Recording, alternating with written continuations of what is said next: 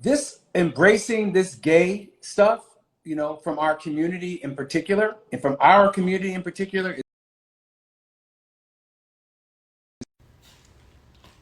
What's good, y'all? It's by far the biggest in the game.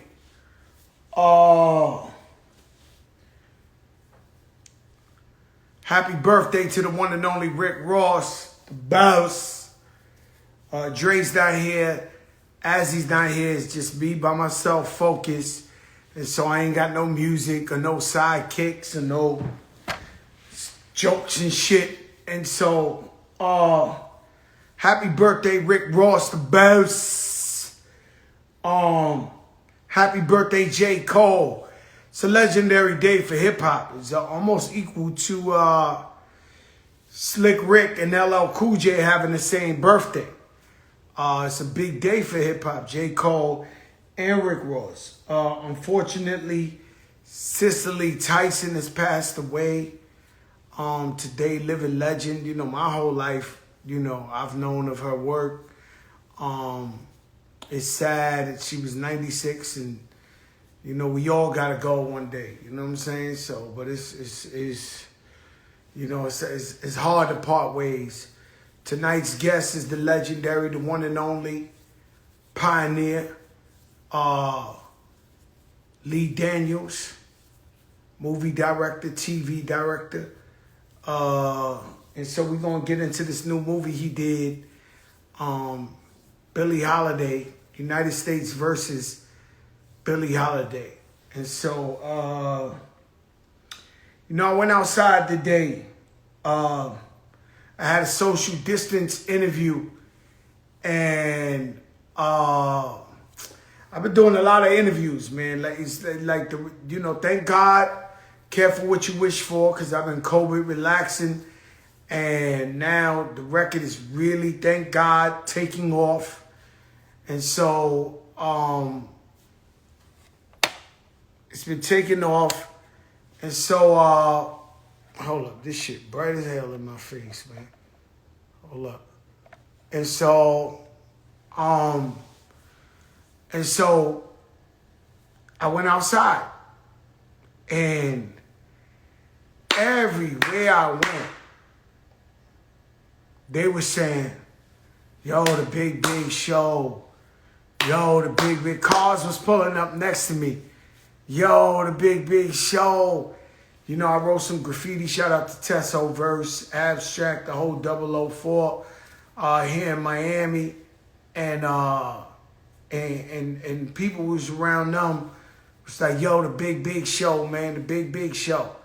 And so it's an honor to serve you guys every day. Pretty Lou, what's good, baby?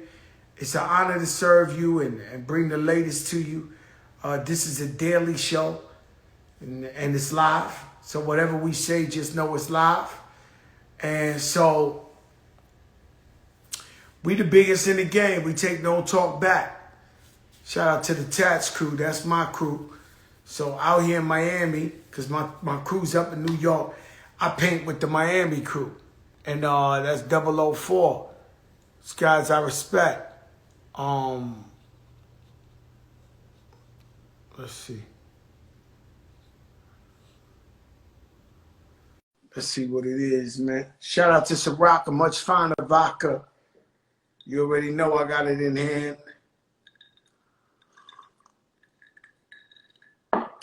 Fanmio, Fanmio. If you want to connect with your favorite artists or athletes. Shout out to the Bay Area in the comments. I guess he ain't ready yet. You know what I'm saying? And so it is what it is. And so it's Rick Ross' birthday, J. Cole birthday. It is cold as hell in Miami. So I know it's below zero in New York. So New York and Miami is like connected. Whenever it's cold here, June Torres, what's up, my brother? Whenever it's cold here, it is brick in New York. And so it's like the knee bone's connected to the hip bone. If it's cold up there, it's cold down here. But yeah, it's real. COVID is real. Stay masked up. Social distance. When I come out, social distance, masked up. Crazy hand sanitizer. You know what I'm saying? 6 feet. Yo, Mama Silvers, what's good? How you doing, babe? And so the new record is out. Sunshine the Light.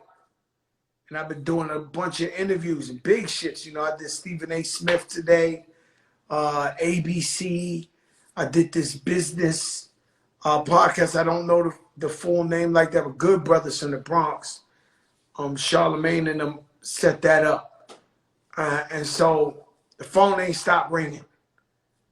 But I thank you all for playing the new single to the soundtrack of the Big Big Show. It's called Sunshine the Light. I know y'all heard it. If y'all ain't hear it, you lying. And it's simple as that. And ladies and gentlemen, the one and only Lee Daniels.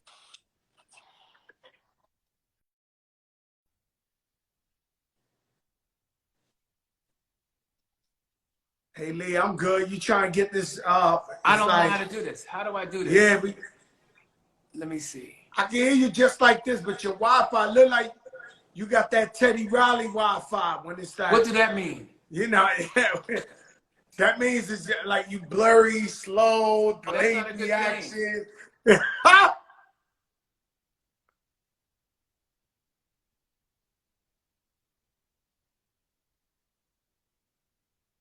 Lee Daniels. I'm gonna use my phone.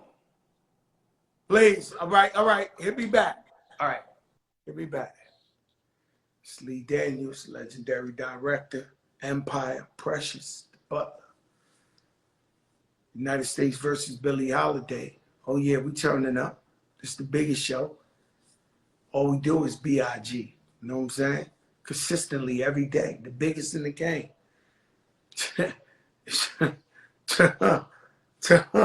And they wonder why. The man crazy. I'm telling you, bro, I ain't been able to go outside. Today I seen a couple of people. I went to do an interview. There's people in front of the hotel. Yo, the Big Big Show, man. It's crazy, man. The Big Big Show. Go to the other spot, the Big Big Show. You know, it is what it is. You know what I'm saying? And Lee Daniels is a big boy, man. You know, he got Empire, the TV show. He got The Butler. He got Precious. Now he got the United States versus Billie Holiday, which is a must-see. Don't want to ruin it. Very big contender for Movie of the Year. Very, very big contender. Very, very big contender. I saw it. And there's some other great movies out there now, like One Night in Miami or American Skin. But this Billie Holiday thing is it's another level. There you go, Lee. Hey, is this better? Is it better? It seems better. Yeah. It's definitely better. I'm not good at this shit. I wasn't even, my daughter taught me all this stuff, you know, and now I'm like a semi-pro. Well, you're crystal clear, but am I slow? Am I moving slow and shit? No. You're good, Lee. You're good. I wouldn't lie to you. I heard you pumping me up, man. Thank you very much. Welcome to the Big Big Show, man. I mean, you know, when they want the culture, man, they come see Fat Joe. You know what I'm saying? This is the Big Big Show. And so, hey, Lee, we started this, man. COVID came out. I was scared to death. I was terrified. All the big boys was dying, all the diabetes. I'm all of the above. So I was home, and I had to get out to the people. I knew the people were scared too. So I threw on the IG every day, and it became like therapeutic. And you name them, they've been on here. And I've been after you for a long time to get you on the show. And I guess it had to Thank make you, sense. brother. So I want to welcome you on the Big Big Show. Thank you. I'm upset now. Do I feel like I want to make sure that I'm clear? Am I Lee, you're clear? perfectly fine. You're perfectly clear. I Okay, wouldn't good. do you like that. Good. I would not My do you my like that. kid my assistants and my kids are teaching me how to do this right. Well, we gotta adapt. Everything in life, they make you adapt to it, and then once you get it, you get it. You know what I mean? Yeah. Yeah. I And started watching your show after your invite, man, and it's so good.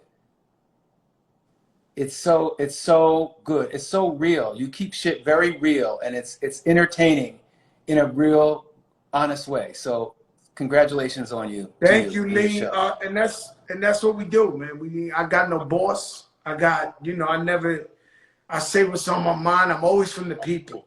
So no matter how affluent we get, how much money we get, successful, I'm always poor.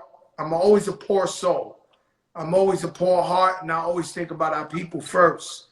And as do you. You know, I'm studying Lee Daniels. I know you coming in here, and I notice in all the interviews, you make it a point to say gay black men, right? Why is this Yes, so I important to do. you?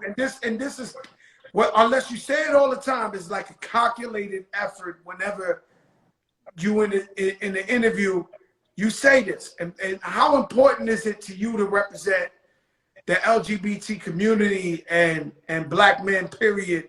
I mean, break that down to me. Why you always got that in the forefront? This is frustrating. Uh, yeah, this embracing this gay stuff, from our community in particular, and from our community in particular, is very new. Because I'm 61, and You look good as hell for 61, Lee. I mean, I'm you look 61. great. Thank you, brother. But I'm 61, and when I was a kid, I was told I was nothing. I was shit. I was a faggot. I was, kill him. And so I think for me, it's really, I've always labeled myself as gay as well as black, because so many kids are bullied because they are who they are. And I think that I think we've come a long way. I think we've come a long way. And it's just that's how I roll. I'm not gonna. It's easier. I could have been easy. I could have been in the closet, and and just not talked about what was inside, and probably done a lot better, and fooled a lot of y'all, and y'all wouldn't have known shit. But I wanted to be my authentic self, to live my true self. I appreciate that, man, and I think we all got to be truth. A lot of our legendary artists and singers and actors, they lived at a time where it was almost impossible to say that publicly, and so they had to live in the shadows. Where when we look now at that, we said, man, I wish my man could have said what it was. I wish he could have lived as free as he wanted to be. You know what I'm saying? So, and so we Bayard got. Rustin is a hero of mine. You know Bayard Rustin? No, who's Bayard Rustin? What'd you say? No, I don't know who's Bayard Rustin. Tell me. Bayard Rustin helped Martin Luther King write the "I Had a Dream" speech. He was with him all the time, and the NAACP told him he had to part ways. If it's some heavy, look. I want to tell his life story. Hello? Yeah, can you hear me? Yeah, paused up. It paused. Yeah, I said look him up. I want to tell his life story. You want to tell his life story? You should. You should. For sure. Yeah, I think that, even with Billie Holiday, I mean, I don't think that people really knew that she was bisexual, and I think that that's an important part of her legacy too. Did you see the film? Of course, I saw the film, and she obviously in the film she was bisexual, but she was more than that. And so my personal opinion is maybe I've evolved. Because when you said they used to call you faggot and all that, I'm sure I said that before. You years ago and all that, growing up in the hood, and then I learned to grow and some family Listen, members. I saw your interview with Miss Lawrence, and it was. That's my Let me guy. tell you something, nigga. It was everything.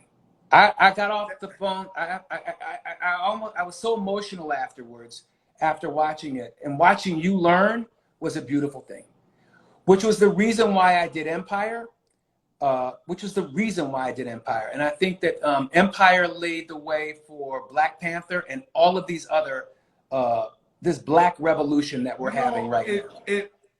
Empire, the reason why I called you a pioneer when we got on here is because it's the first place I ever seen on national televised TV like an open gay relationship. It's the first time I seen it with my eyes. Is that true or? Yes, yes, especially at a Black. And I think the first time that we used the word faggot, you know, Cookie calling her son a faggot at the end of that pilot, you know. That's crazy. But you know, it was life as I know it, and I really wanted to show it. So it was really important to me to show my life. Mm-hmm. I love Empire. Obviously, it paved the way for a lot of other TV shows to come. And when we get back to and you know, rest in peace, Cicely Tyson. There's no way we can be, man. If I'm acting a little weird, it's because I loved her so much, and it's a very I don't know. I was even going to cancel, man, because I'm in a place about that. It's what she has done for us, what she has lived. You know, I'm sort of shook about it. I'm not me, so you got to excuse me, man. No, it's okay, Lee. I understand. I met her, I think last year at the Essence Fest. Mary J, my sister, do a woman empowerment brunch, and she got up there and she spoke, and she looked so beautiful. Like her skin was so beautiful, and she looked young still, and she was vibrant, and she gave this speech, powerful speech, and you know, we never know where nobody's gonna go. And so, you know, I'm just happy God allowed me to be in that place at that time and see it's her that do vegan. that. It's the vegan. She was a vegan. But you know what's great? I saw you. I mean, I've done my homework on you. You've lost an enormous amount of weight. Yeah, I lost human beings. Are you a vegan? No, I'm not a vegan. I just can't be, Lee. I don't know how to do that. How did you do it? I've done it, but it didn't taste good. I tried like 2-3 times. No, how did you lose the weight is the question. Oh, working out, staying off of the carbs, you know, no liposuction, no nothing like that. Straight working out. A lot of my friends passed away due to weight issues very young. So my best friend, Big Pun, passed away 28. A bunch of my friends passed away heart attacks. They were only 26, 27, 30 years old. And I was like, yo, I got to change my life if I want to be around for my family. So I had no choice. But I can't do vegan. I tried it. I just can't do it. I go in and out, you know. I go in and out. I can't do the meat though, man. As I get, especially at 61, the meat it lays on you differently as you age. So it just weighs on you feel it in your chest when you're eating it. I like hamburgers and ribs, and I had to cut out. I'm just eating fish now occasionally. You took out the fish too? No, I'm doing fish right now. Yeah, I ate a bronzino last night. It was like a franchise. That thing was popping, bro. Like, yo, that thing, man. Like, yo, I ate a bronzino last night. It was so good. And so Lee, what? This woman is so incredible, Billie Holiday. And Andra Day. And this Andra Day was fucking amazing in this movie. And let me continue. This movie, I'm not gonna lie to you, Lee, and I'm not saying it in front of you. It's gonna be movie of the year, bro. I'm not lying to you. Oh man. Nah, I'm not lying. And I seen them all. Like, I'm a movie guy. Like, I seen One Night in Miami. I seen American Skin. I seen, you name it, throw it up in the air. I watch it. That's all I do. Oh, you're very kind. Watch movies. Listen, there's some great movies that are black. I think that it's a great, listen, that we are in this space right now that you talking about, you can just name them movies like that. You know, One Night in Miami, American Skin by my brother Nate Parker, which is, by the way, brilliant, I think. Amazing and then movies. you got Ma Rainey's Black Bottom. You got some shit out there that's really, really good for us, and finally for us. I mean, one after another after another. Great stuff. For you to tell me that means a lot to me coming from you, because I know you speak your heart. Yeah, it's too powerful. And the main thing is, you know, I used to envy, you know, so I come from the streets, and I used to study, you know, the hustlers, you know, back in the 60s, and I used to envy that I didn't grow up in the 60s. Right, nigga. Let me just tell you, you are an old soul. You're an old soul. You got the soul of a 100-year-old man. Your energy is such that I feel like I knew you from when I was growing up. How old are you? That's crazy. I'm 50 years old. I turned 50 this year. Well, you got a soul of an 80-year-old man, brother. But go ahead. Thank you, Lee. And so what I'm trying to tell you, well, definitely mama ain't raised no fool, if that's what you were referring to. So I go.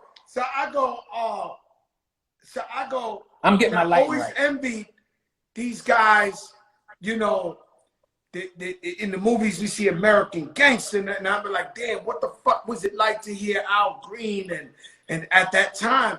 But looking at Billie Holiday, I don't know how much I envy that era no more, because she went through some shit, bro. And then when we're looking at One Night in Miami, where the brothers had to stay in the little hotel in Overtown, and it couldn't be.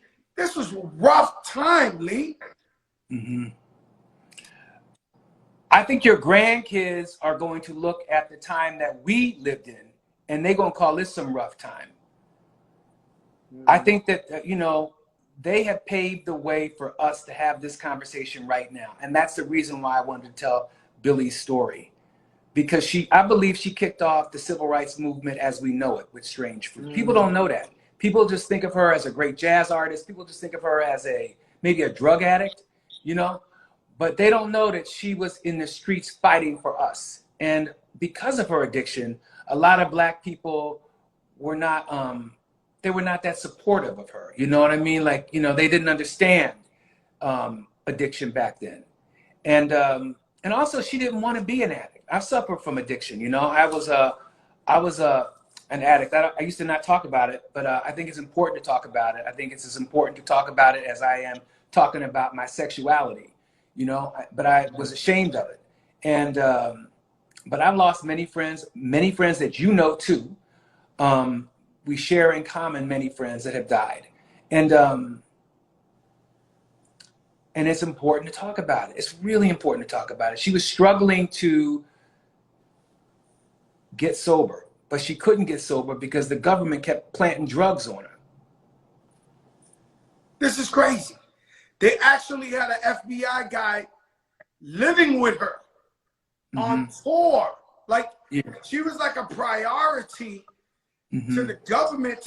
They had an FBI guy that she knew. He's the feds. And this was crazy to me. Yeah. And they tried to take her down. But here's the thing. If you catch the last words, your grandkids will be singing Strange Fruit. They didn't want her singing the song. They did not want her singing the song about black people being lynched. That was the bottom line. And that's the song of the century. And to talk about addiction, I'll go up. This guy right here behind me in this painting, it's the only art I own. It's a salsa singer named Hector Lavoe. He's one of the greatest ever, my favorite ever. And he dealt with addiction. He got the movie that J-Lo and Mark Anthony did, El Cantante. Oh, yeah. You saw this movie before? And I did. I think that was some of J-Lo's best work, to be honest with you. When she played Poochie, and this guy, you know, I never used drugs. I'm very serious about this. I never used drugs. Well, God bless you. You're very, very blessed, man. But look how I love this guy. regardless of drug abuse or whatever the case may be, I worship this guy, man. And so I know that it's an illness more But you than. know, it's not just it is an illness, but it's also the environment that we as Black people have been born into. I could never understand why it was that it's easy to, but the government in their own insidious ways, Joe, they put this shit in here and make it easy for us to be. And we are an oppressed people. So it's easy for us to, we're victims. We're ready to, let's take the pill to make this shit go away. Let's shoot this shit up to make this shit go away. You know what I mean? Mm-hmm. And with addiction, it just grows and grows and grows. So you lose track of reality and priorities while you're getting high, and then it only gets worse and piles up, and the landlord keep knocking on that door for that rent. Yo, Lee, they want that rent no matter what. Listen, who you telling, nigga? I know that. I know that song and dance. Yeah, and it's crazy. And so to Billie Holiday, right? This one song, "Strange Fruit," where she was describing the lynching. And she could perform One guy shows. said, "I'm addicted to getting that money." Oh, that's a fact. I'm trying not to read because I've only done one of these, so I'm looking. It's hard for me. I'm looking down at the bottom, but I'm looking at you too. But go ahead. I'm listening. Yeah, it's fun, man. That's what I love about. What I love about the show is that it's live. I love that the people can react and say things, and sometimes, it's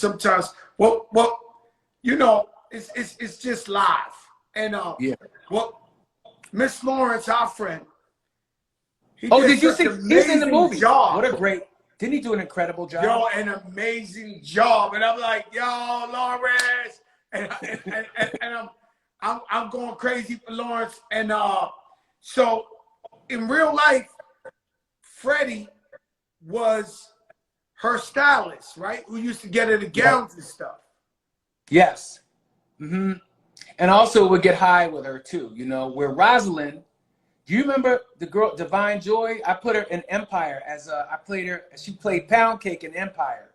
And then Eddie Murphy put her in, what was that movie? What's that show that Eddie Murphy put her in? The movie that Eddie put her in. Dolomite. She was in Dolomite with Eddie Murphy.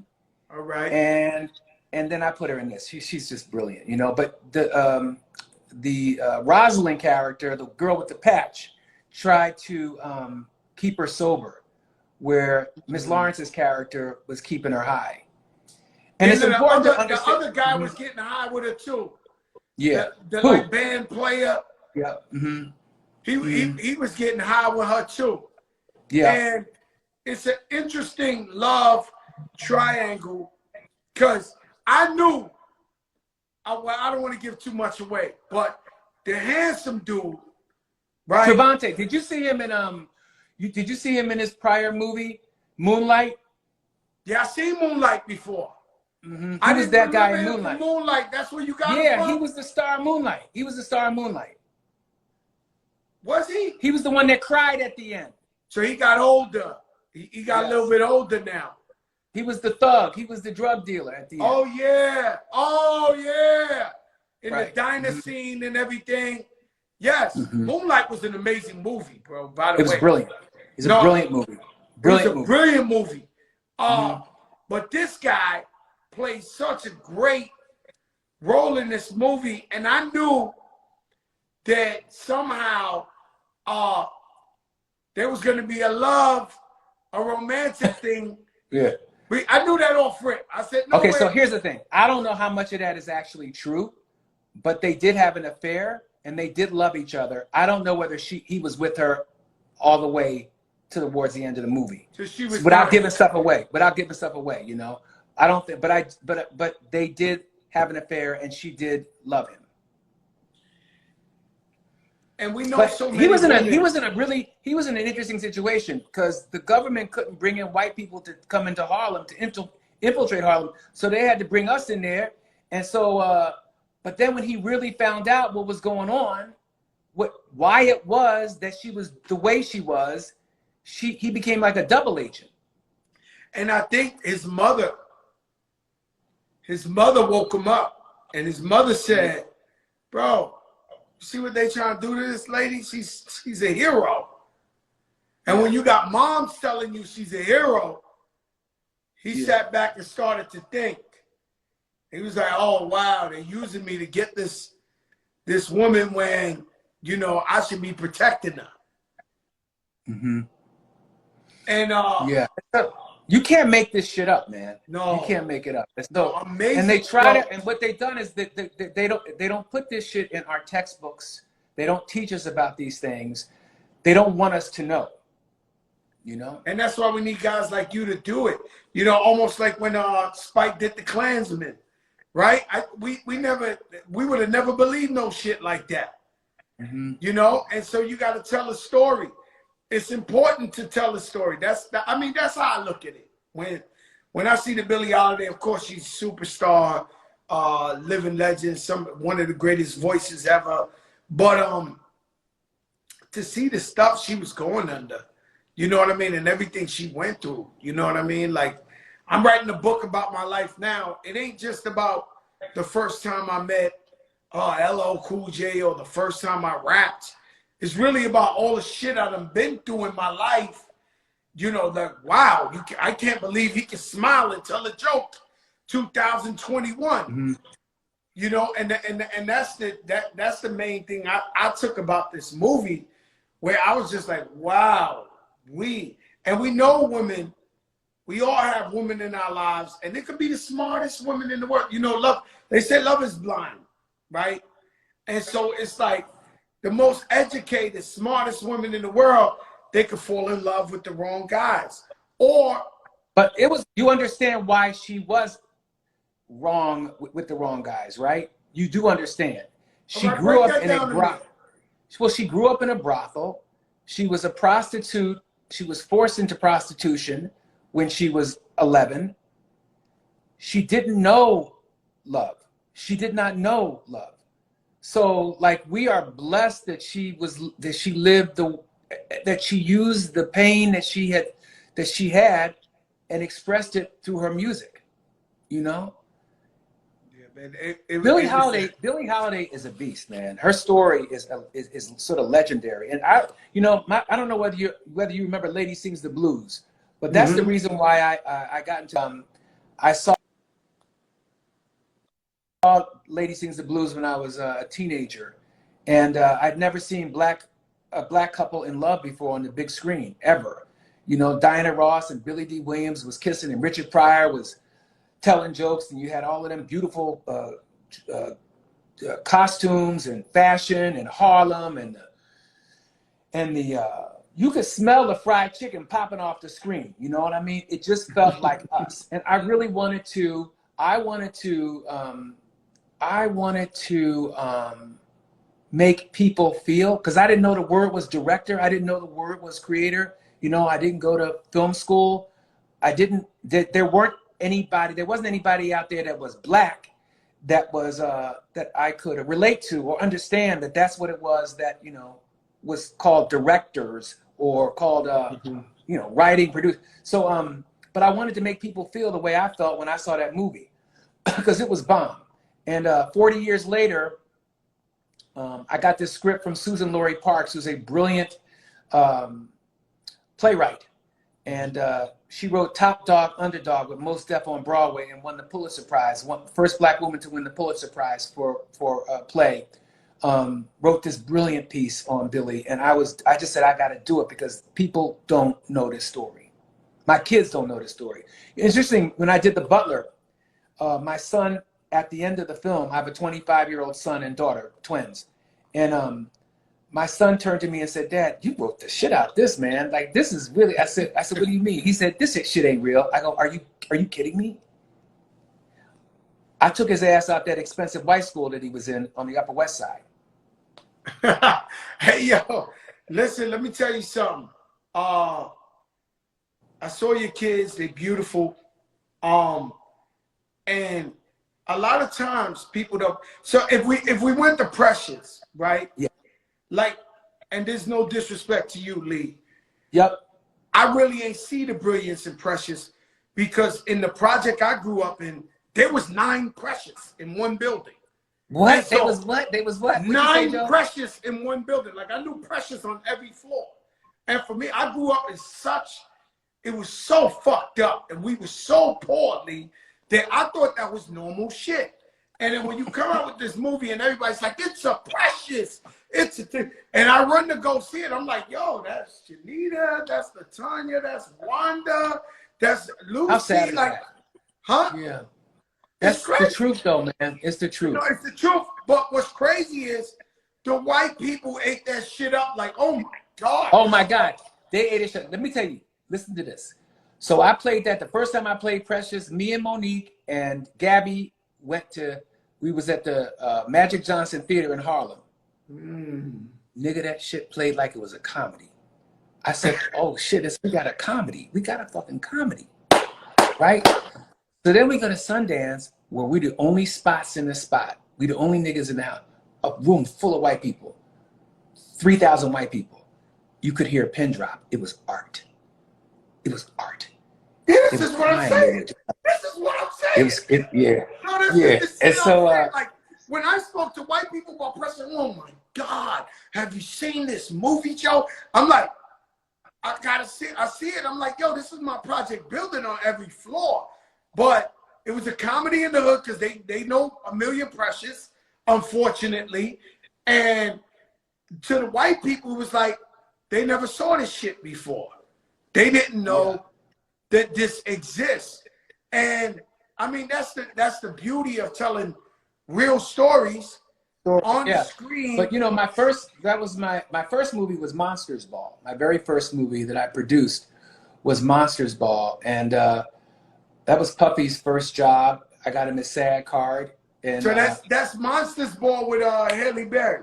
Yeah, she was the first Black woman to win an Oscar. And so that was exciting. And that was my first movie. And then my second movie was a movie that Damon Dash helped me with called The Woodsman. And we won Sundance with that. And that was about pedophilia with Kevin Bacon. It was interesting, you know, when we were doing the film. I saw that movie. I saw that movie. Dame believed in me when nobody else did. It was anyway, so we did the movie and it was written. I wanted Sam Jackson wanted to do it, right? And then my mom said, no, you ain't having a Black man playing a pedophile. And it was sad because I felt like, you know, no, I was just like, it was sad because it's sad because we don't get those complicated roles. You know, we should be able to play those complex characters.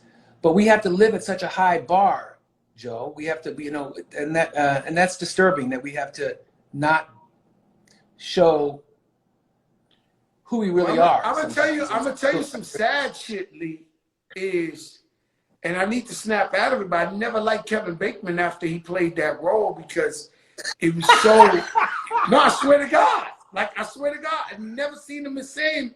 Because I'm like, yo, this is the fucking pedophile. This like, but I know it's a movie, it's art, it's acting, but I'm like, you know me, I still hate Reggie Miller for beating the Knicks so many times. So I'm like weird like that. You know what I'm saying? Joe, let me ask you something. Let me ask you, did you see my directorial debut was a film called Shadow Boxer? Did you ever see that movie? That's deep in the cut. But I'm sure I watched it. What is it about? That's with Cuba Gooding Jr., Helen Mirren, Macy Gray. Yeah, I seen this movie. I seen this movie a while back, but I seen this movie. Yes. Yeah. So that was really that was really the first time I directed. So that was a. You know it's sad to say, but I'm sure they come in all shapes and sizes. But when I went to jail, what'd you go to jail for? Well, for something I didn't do. Like I had an accountant and he was supposed to pay my taxes and the man ain't paid my taxes. I showed him wire transfers, but they say you as the leader of your household is responsible for who you hire, and they gave me 4 months in jail. But being that they only gave me 4 months in jail, they had these pedophiles in the same place where they put me, because if you beat one up, you'll get 5 years in jail more to your time. So they know if guys like me who only got a year left the last thing we're gonna do is beat them up. And but the reason why I'm telling you this is that I was around a lot of them, and unfortunately, they all look like older white men.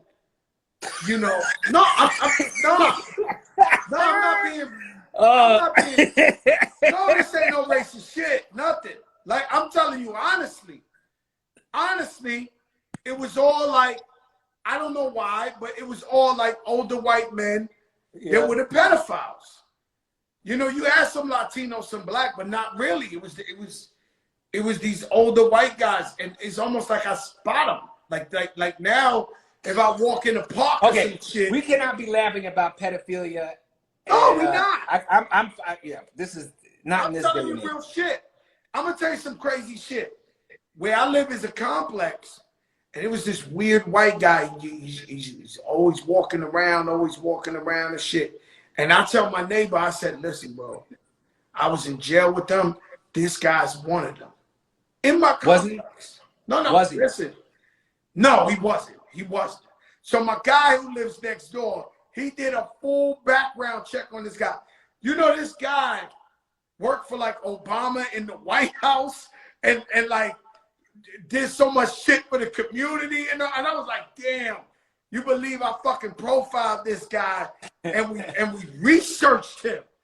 You know, because this is type shit. You can't have your kids around. Like, I don't let my daughter sleep in nobody's house, regardless. Even it could be my family, it could be this, that. Because I feel it's an innocence thing that once somebody takes that from your child, you can't get that back. I agree. I was the same way with my kids, but I finally broke down. You know, my partner was white, and he didn't understand that he didn't understand that. My mom was the same way. We could not go anywhere. We could not. My mother would lock. Not only could we not go anywhere, but she would lock us in the house so we couldn't go out. I said, Mom, what if the house burned down? She said, niggas die. Because you ain't going out. No, it's a different set of rules. You get in trouble, and you more scared of your mom's busting your ass than anybody else. Mm-hmm. After was my Shadowboxer. After Shadowboxer, I did a film with Mariah Carey that was not successful, that you probably don't know about, but it's interesting. She's really good in it. It's called Tennessee. She plays a country singer, and no, actually, I ain't gonna lie. I don't like this. It's the only movie I don't like, that I'm not really proud of. Yeah, I don't like that, but I love her in the movie. She's really, really good in the movie. And you're very good friends with Mariah too, as well. Yep, I love her very much. She's like I love Mariah too. She's cool as hell, man. Her DJ's on here. Sus One, my man. He's saying, "What's up, Lee?" How can you see everything? I can't see. Would you give him my love? I can't see everybody. He heard me. Okay. He heard me, but Mariah Carey's so fly. I remember one day she told me to come see her, and I came, and there was a lady massaging her, right? And while I'm talking, where was this at? Was this in New York? It was in New York. It was like the Hit Factory, a studio or something. Yeah. Mm-hmm. And she had a lady massaging her the whole fucking time. I'm talking to her, the lady just massaging. I said, yo, I wonder if I could hire a lady to massage me all fucking day. Like, Mariah got a salary. Yeah, she's unbelievable. She's we're working on her. We're doing her life story. We're trying to figure out what to do with that, based on that book. MC should come on here. She been on here? Nah, she didn't come on yet. But I ain't asked her yet. We got to get her on. We need her. I'll ask her. You know, Mariah Carey. I just love your show. You know, I had, and my brother's watching for sure. I got a brother that dealt with a lot of drug abuse his whole life, and we couldn't stop it. We put him, you know, he knows. We put him in 1 million programs, and his Fat Joe. You know, when I come back, it's all the way up, and it's on every radio station every second of the day. And so as soon as I land in New York, my mother's like, go to the hospital. Your brother's in the hospital. Your brother's in the hospital. And I had a big concert right out the same day. So I flew in from Miami for the concert, and it was in my hood. It's the first time that I've never been in a gang. I've never been part of a gang, but like the police were just so scared of me in my neighborhood, they never gave me permission to perform in my neighborhood ever in life. Why right? is that? Why is that? Why is that? I have no clue, right? So I go in to the hospital and to see my brother. My brother got blind. Now, I don't know diabetes or drugs or whatever. My brother was blind. This is my mentor. This is the guy I always looked up to. This is the my biggest influence. Like, if you like Fat Joe, you really love him because I stole my DNA from him, right? And so when I get there, he's so skinny and he's blind and it fucked me up, Lee. Like, to another level of fuck me up. What was even worse was I tell him, yo, come to Miami with me, bro. You ain't got to do nothing. You just stay in the house. We'll feed you. You chill like a king, bro. It's over. You retired. Come to Miami with me. He said, nah, Joe, I'm gonna press my luck out here, blind, in the Bronx. So I said, well, fuck me up. I go, that now I'm gonna tell you why I'm telling you this story, but I go from there to Crotona Park where I grew up at. Bro, I'm not gonna lie to you, Lee. That's why I said let your darkest moments bring your most clarity. In my hood, there was 20,000 people out there to see me perform. It looked like fucking Yankee Stadium, the people out there. Old people, young people, everybody I ever knew in my life. I mean, they gave it up. Like, it was the craziest shit that I seen this with God. And then that night I went and did a concert. It was 20,000 people. And it was like the best day of my life coming to my hood and do this. But the reason I say that is I know that Mariah Carey dealt with a sister who dealt with a lot of drug abuse. And when you got money and you got fame and all that, you're not susceptible. You can't avoid real things in life. You know, and I always said, damn, she's the biggest ever, you know, she's the biggest star ever, but she couldn't stop her sister from using drugs. And that's a powerful thing to me, you know? Mm-hmm. Drug addiction is real, man. Drug addiction is real. And I really try to address it in the film. I did a movie called The Paperboy. Did you see that film? No, I'm not sure. What's The Paperboy No, you about? got, okay, so do me a favor. The next time I'm on your show, you got to write down, this is one of my favorite movies. It's with Matthew McConaughey and Nicole Kidman and Macy Gray. It's called The Paperboy. I had to see it, but Zac Efron. For those of you that don't know, hey, everybody out there, for those of y'all that don't know Paperboy, watch it. It's one of my favorite movies that I directed. No, I'm going to watch this movie. You did that movie? Yeah, I did the movie. It's a great film. I love it. People don't know that it was a quiet movie, and that was before The Butler. And then after The Butler, I jumped into television, where I got lost, really doing Empire. And I didn't, you know, that first season of Empire, I gave it everything I had because that was, you know, it was a lot. But the second season, when it was a hit, everybody got an opinion. Everybody, then the white people come out, you know, with the suits, and they got this idea and that idea and this idea and that idea.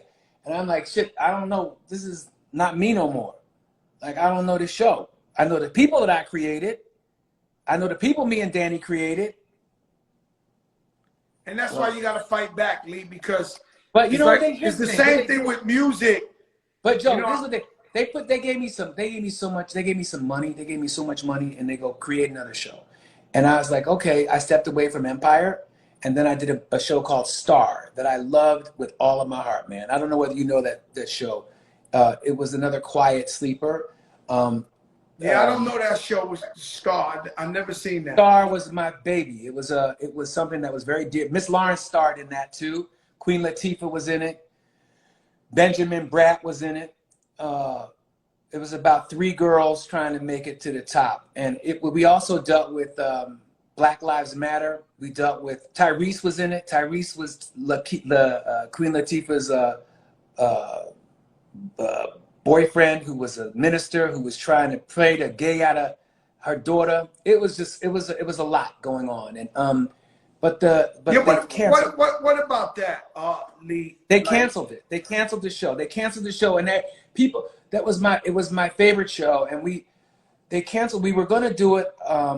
Over at BT and I think over at Stars, but we could just never get it together. So I'm trying to put together, and the fans are crazy about it, man. They really want to see resolution to it. Where's Star? So Lee, there's a problem, right? Because Tell me unconditional the problem. love is unconditional love, right? And you know, it's very difficult, I would think, as a parent, especially a macho father or something, to accept their son is being gay or whatever the case may be. But I've never found proof of someone beating the gay out of somebody or sending you to church and this church or this program is going to stop your kid from being gay. I believe if a person is gay, they're gay. Am I correct, Lee? That is correct. But when did you start believing that is the question. No, I believe that my whole life. Like I believe that my whole life. Yeah, for sure. My whole life, I believe that. I always believe sure. If I grew up with a kid that want to play with little Barbie dolls and want to wear the pink shit, we know where that's going. Let me ask you something. But how would you feel if one of your kids told you just that? Well, I would have to love them. Me personally, I would think beyond everything and just love my kid. It would be hard. It would be hard to walk in Diddy Bop. My son is gay and all. It would be hard, Lee. But I love your honesty, brother. I love your honesty. If you're telling me to not love my child, that won't happen. Like I'm gonna have to love my child. But see, you are a father, black father. That's 2021. That was not the black father that I had. Well, I know. That was not, because it was hard enough being black as it was. So he did not want to see. He said, "Why do you have to be a faggot? You don't have to be a faggot if you already black. Black and a faggot, you ready to get killed." You definitely was ready to get killed, and you didn't even have to go to the white community for that. It was really dangerous back in the day. You know what I'm saying? And it's still dangerous now in some places. In a lot of places, Joe. A lot transgenders. Of places.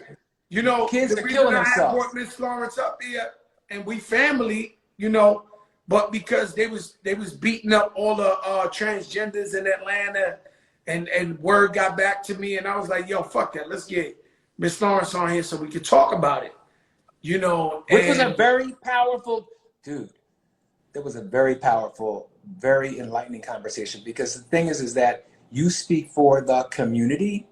And so when you were asking questions that genuinely so many people out there, you speak from a lens that millions of black men see. So you were asking the questions that needed to be asked. If that well, you know, sense. whenever I do interviews or do music or whatever, I'm always talking for like the audience perspective. It's never really Fat Joe's perspective. So like Dr. Fauci came on here, I said, yo, my people want to know when we go to the strip clubs. And so Fauci must have said, yo, this guy's a trip. But I mean, no, that's what they want to know. What did he say? I missed that one. What did he say? What did he say to you? He said, Joe, you know, I don't think it's time to go back to the strip clubs yet, or whatever. But I know I know people watching. Don't like, you love him? A trip. Let me tell you something. I love him. I love that man. I love Dr. Fauci. Me too. Yup. You know, when Dr. Fauci's a great guy, man, and he said he went to one meeting with Biden, and he was like, his words was hallelujah when he walked out that meeting, because he was like, wow, like night and day, like and thank God for Dr. Fauci and everybody who just gives their life to change. You know, just give their life to change. My brother, I want to ask you one final question. Yes, sir. What's your top 5 black directors of all time? My five top directors. Steve McQueen. No, I said black. Steve McQueen. Steve McQueen sound white on a horse. Steve McQueen did 12 Years a Slave, nigga. Oh, Come on, get with it. Get with it. Get Hold with up, it. Get nah, on but down you know with there's a it, white Joe. dude named Steve McQueen that was a cowboy. I know there's a fucking white dude named Steve McQueen, but come on, get with it, Joe. All right, so Steve McQueen is a black British director. That was amazing. He's amazing, right? Amazing. Yes. And then I like Steve McQueen. I love Casey Lemons. I love Casey Lemons. I think she's incredible. You really gonna make me put these people on this. I love Dee Rees. Dee Rees. My good friend, my really good friend who passed away was John Singleton, who I love. You know, I used to hang out with John at the So, wrong places. Me and let me John tell you, so did I. hang out So in did the I. wrong So did fucking I. places, man. Yo, So John John Singleton. John didn't I know be in that I the was Bronx gay in at the first. Listen, fucking house John party, and What? I walk in the next room and John Singleton is in that motherfucker. Like, I'm like, yo, what are you doing in the Bronx at 3 in the morning in a fucking house party? Like, oh, hilarious. yeah, John And I Singleton. gotta say, my next is a toss-up between these two right here. Is my next one? How many did I give? You gave 4.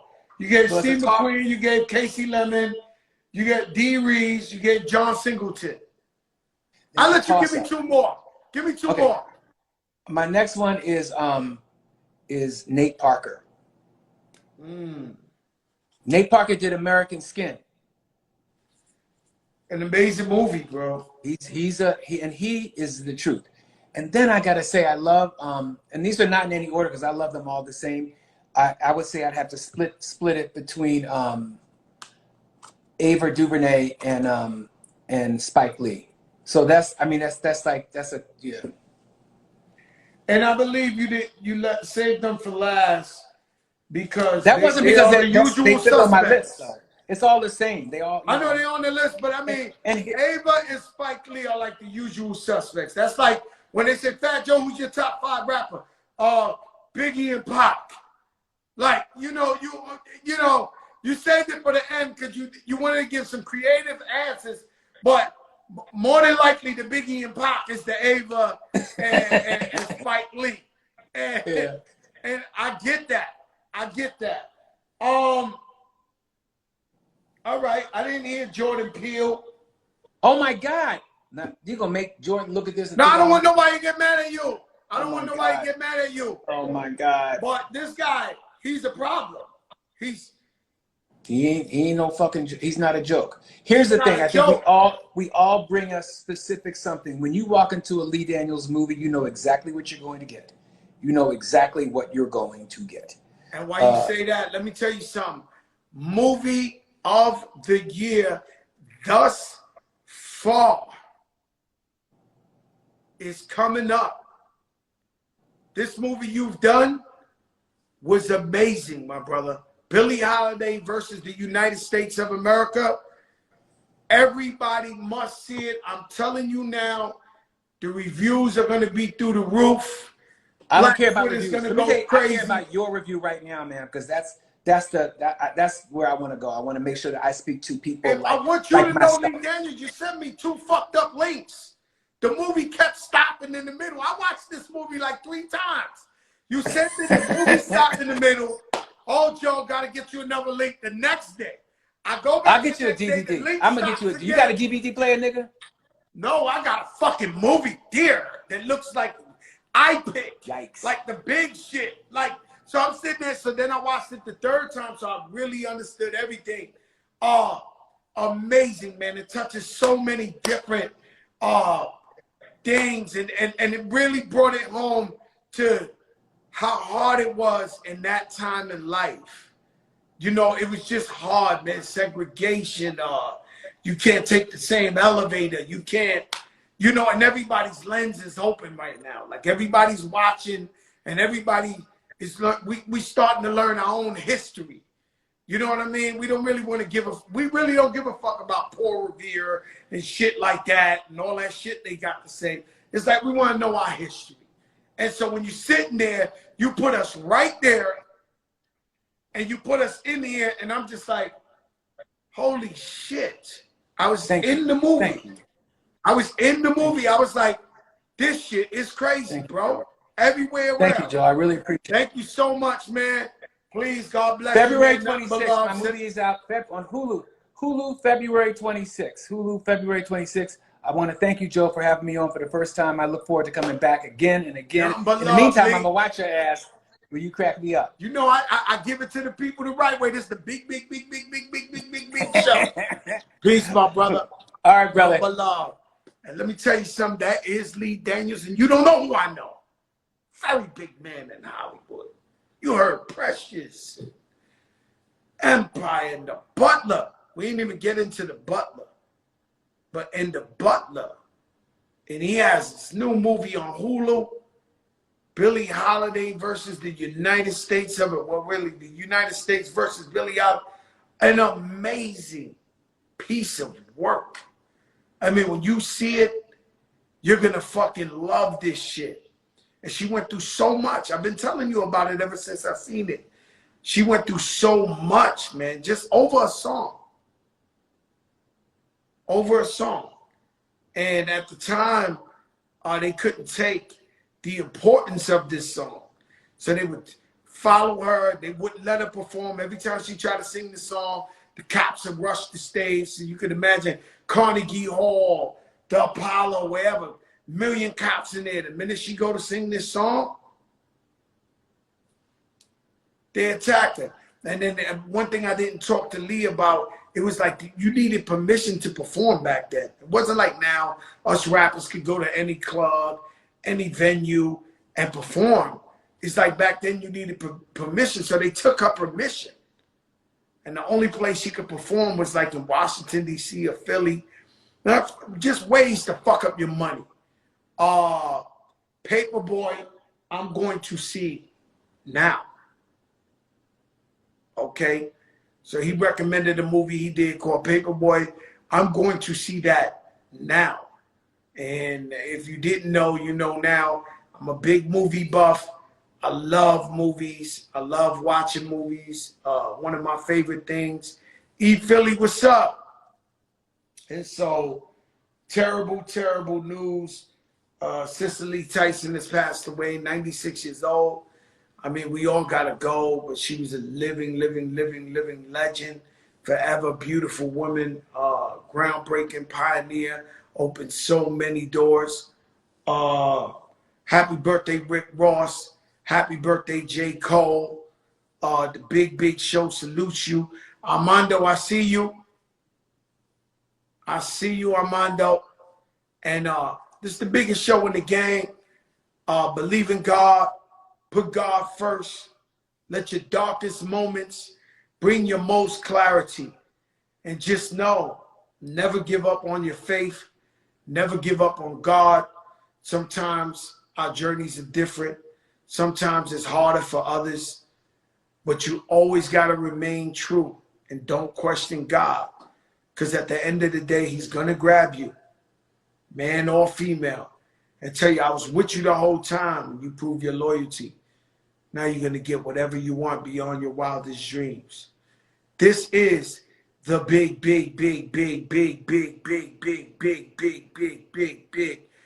biggest show in the game, baby. The light. It's all about the light, baby. Peace.